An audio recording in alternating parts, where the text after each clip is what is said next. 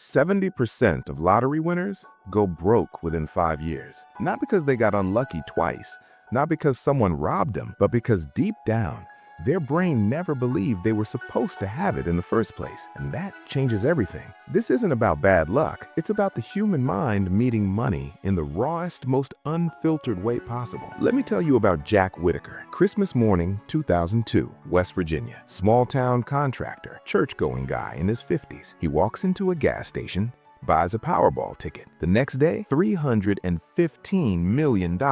Biggest jackpot winner in American history at the time. He took the lump sum, $114 million after taxes, bought his granddaughter a Jeep, donated to his church, helped his neighbors. Felt like, finally, life made sense. But here's the thing, 3 years later, bankrupt. His granddaughter, gone, overdose. His marriage, destroyed. His peace, shattered. And if you think Jack just made bad choices, you're missing the real story.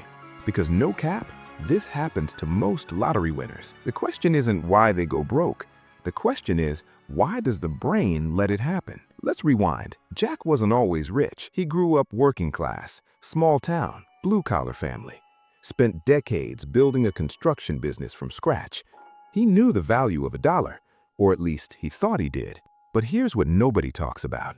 When you grow up with just enough, your brain gets wired for scarcity. You don't plan for abundance, you plan for survival. You think, get it while you can. So when Jack won that $114 million, his scarcity brain didn't say, let's build generational wealth. It said, let's finally live. Because deep down, he still felt like the guy who couldn't afford to waste a single dollar. And when you've spent 40 years believing money is hard to get, you don't suddenly know how to keep it. Within months, Jack was carrying briefcases full of cash, $50,000, $100,000, just sitting in his truck. For tips, he'd say. Restaurants, bars, strip clubs, he'd hand out stacks like Halloween candy. Waitresses would quit their jobs on the spot. Old friends became new best friends. Strangers, they became family real quick. And here's the kicker. Jack wanted to be generous, but generosity without boundaries isn't generosity. It's guilt. See, here's what most people don't get. Wealth isn't just about having money. It's about how your brain relates to money. There's a concept in psychology called financial identity. It's the story you tell yourself about who you are and what you deserve. And real talk, that story runs deep. If you grow up broke or even just paycheck to paycheck, your brain gets wired to think short term. You don't invest. You survive. You grab what's in front of you before it disappears. Psychologists call this temporal discounting. It's when your brain values right now way more than the future. And it makes perfect sense if you've never had security. Because when you've spent your whole life not knowing if you'll make rent next month, your brain learns one lesson. Spend it now before it's gone. But here's where it gets darker. Even when Jack wanted to be smart with the money, his brain kept sabotaging him. Because of something called Imposter Syndrome with wealth. Deep down, Jack didn't believe he was supposed to be rich. Rich people were other people. People with degrees, people who grew up different, people who weren't like him. So every time he looked at his bank account, it felt wrong, like he was wearing someone else's suit. And psychologically, when something feels wrong, your brain finds a way to fix it, even if fixing it means going broke again. There's also something called hedonic adaptation. It's why that first month after winning feels amazing, but 6 months in, the new house feels normal. The fancy dinners feel normal.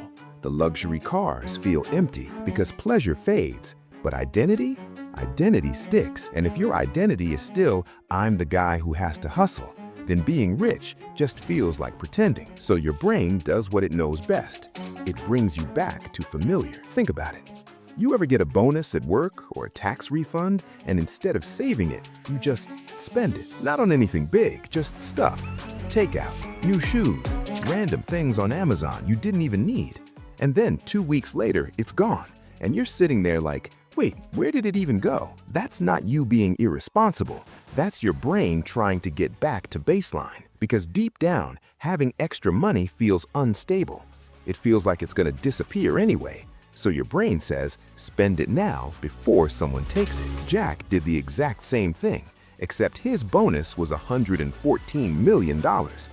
And once it was gone, he felt relieved. Because finally, he was back to being himself again. Low-key, That's the part that hits hardest. The money didn't change him. It just revealed who he always was. There's actual research backing this up. The National Endowment for Financial Education studied lottery winners for years. 70% lose it all within 5 years. Not because they're dumb, but because their money blueprint never changed. Your money blueprint is the unconscious set of beliefs you carry about wealth. It's shaped by your parents, your childhood, your environment. And let's be honest, if you grew up watching your mom count pennies at the grocery store and then you suddenly win millions, your brain doesn't know how to be rich.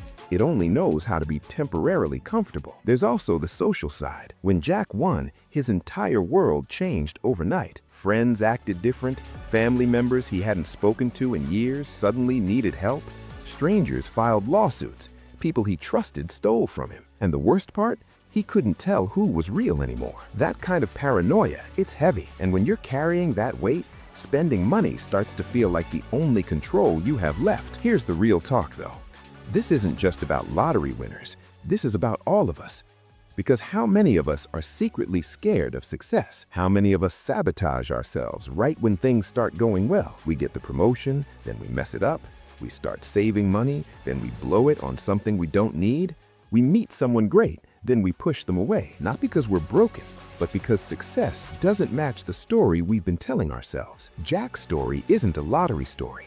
It's a human story. It's about how the voice in your head, the one that says, "You're not good enough, you don't deserve this won't last," that voice is more powerful than any bank account. And until you change that voice, no amount of money will ever feel like enough. Jack Whittaker died in 2020. Net worth, zero. The mansion he bought, foreclosed. His family, fractured. His peace never came back. But before he died, he said something that stuck with me. He said, "I wish I'd torn that ticket up," not because the money was bad, but because he realized the life he was chasing was never about the money. So here's the question. If you won the lottery tomorrow, would you keep it or would your brain find a way to give it back? Because the scary part isn't losing the money.